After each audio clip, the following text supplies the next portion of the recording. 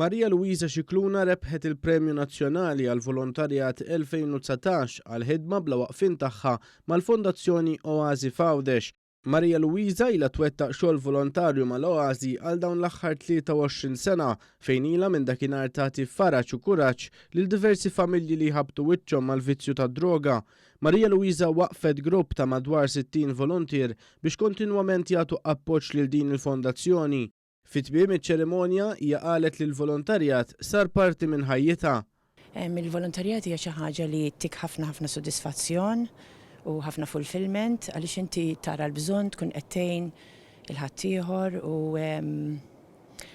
the end of the day tik rewarding ħafna.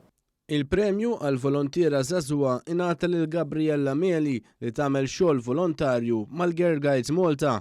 Il-volontarjat dejjem għamiltu bil-qalb għax nieħu gost nagħmlu għax ħassejt li ħadd ħafna lura minnu bħala sodisfazzjon u bħala kontribut lill-komunità. Ma għamiltux biex nieħu l-ebda premju u xejn in return imma naħseb li huwa xi ħaġa li l-ebda job ma jista' jtik.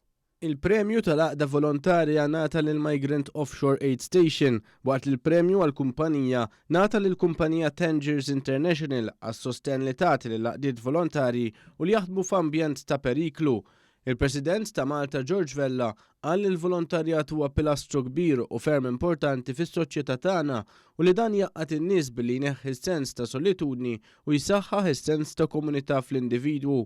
Min-naħa tiegħu is-Segretarju Parlamentari Clifton Grima qal li l-Gvern qed jaħdem bi sħiħ biex jgħin lil dawn l-għaqdiet. Allura rridu naraw li jkunna sistemi fejn ikun hemm aċċessibilità għal fondi fejn ikun hemm aċċessibilità għal numru ta' skemi oħra illi joħorġu minn żmien għal żmien min-naħa tal-Gvern.